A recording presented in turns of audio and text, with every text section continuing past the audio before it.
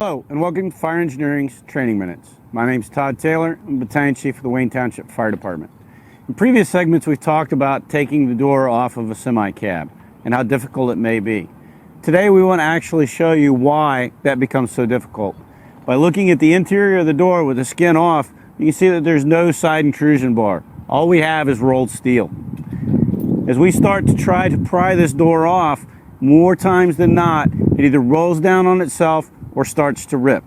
In today's segment, we'll show you a couple of ways to get around that. So we've arrived on a scene, we've stabilized the vehicle, and we've removed the glass. Now it's time to remove the door. As we start to remove the door, remember that it must be gapped, just as in forcible entry. As we gap the door, we're going to start at the bottom. If your stabilization is in the way, we can start from the top. Unlike a vehicle, it's going to be really tough to get into this door to begin with. And again, overcoming the height, we could use a rollback as we showed in several segments. In this case, we're gapping the door from the bottom.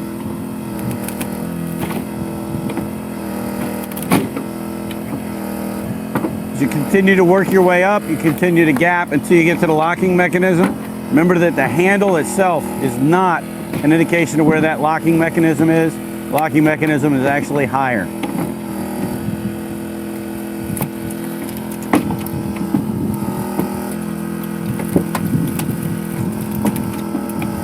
You're working your way in to try to find that locking mechanism. Sometimes it's a treasure hunt.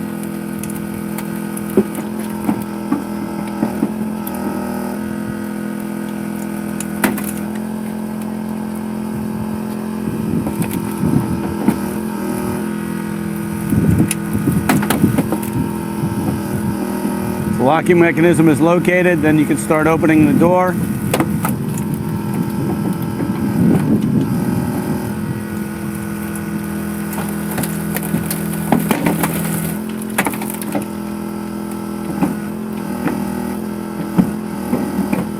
Again, eventually getting to that sweet spot where the locking mechanism is.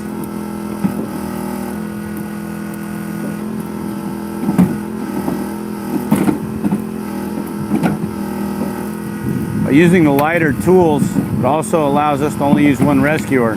But don't forget, your rescuer may tire out. Have somebody backed up, ready to go.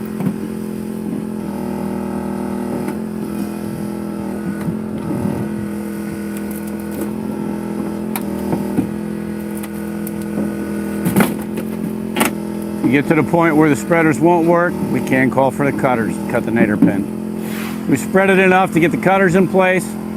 The best combination is a spreader cutter. That way everybody is set and ready to go. Got it in deep enough that the cutter can make the cut.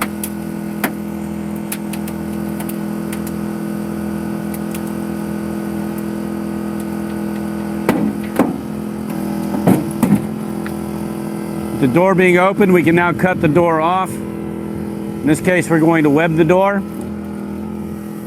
We're going to cut the upper hinge first. Unlike a car, where in a car we would cut the bottom hinge first.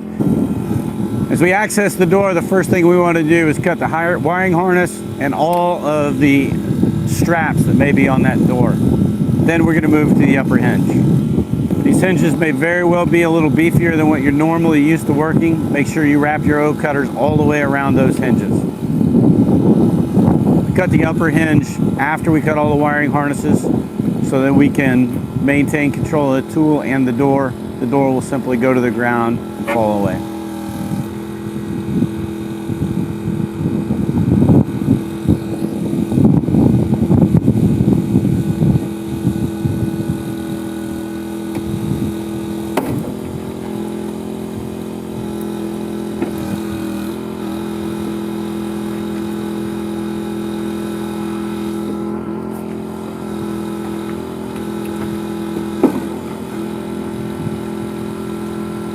Last cut being made on the lower hinge. We have it webbed back to control the metal.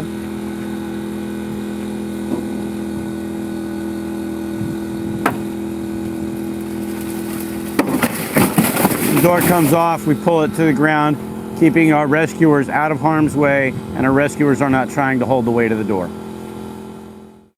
In today's segment, we've shown you options on how to remove the door from a semi-cab. Remember to gap from the bottom unless your stabilization is in the way, and then you can gap from the top. Thank you for watching Fire Engineering Training Minutes. Thank you to Halmatro for sponsoring this. My name is Todd Taylor.